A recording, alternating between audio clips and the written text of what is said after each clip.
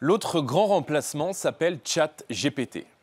Une intelligence artificielle qui réussit l'examen du barreau en rivalisant avec les meilleures copies, c'est aujourd'hui possible.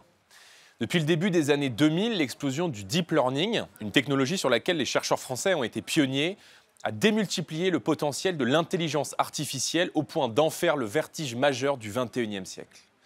Vous avez déjà sûrement eu l'occasion d'utiliser ChatGPT et désormais GPT-4 dont le potentiel n'en est qu'au début du commencement. Le siècle qui vient sera, à n'en pas douter, celui du dépassement par la technologie des capacités humaines et cognitives. Rédaction de livres ou de discours, programmation, résolution d'équations infiniment complexes, puissance de calcul en génétique du cancer qu'aucun cancérologue ne pourra jamais atteindre. La révolution technologique qui s'opère sous nos yeux ne concerne plus seulement les emplois peu qualifiés, mais désormais les emplois les plus qualifiés. Ce qu'un polytechnicien fait en 4 heures, ChatGPT et demain GPT-4 pourront le faire en une fraction de seconde. La classe politique semble dépassée par ces évolutions et peu en prennent réellement la mesure. Pourtant, l'intelligence artificielle nous place devant d'immenses défis. Le premier d'entre eux est celui de notre souveraineté.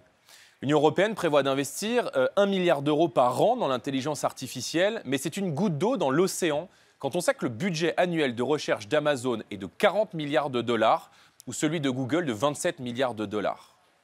Obsédée par la réglementation plutôt que par l'investissement, l'Union européenne se prive d'une politique offensive qui lui permettrait d'engager la bataille technologique.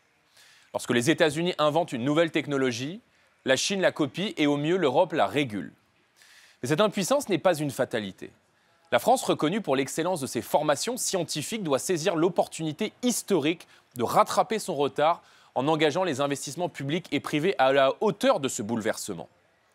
La France ne peut plus continuer à sous-payer ses chercheurs et à maltraiter ses savants. L'autre défi majeur est celui de l'éducation et bien sûr de la formation.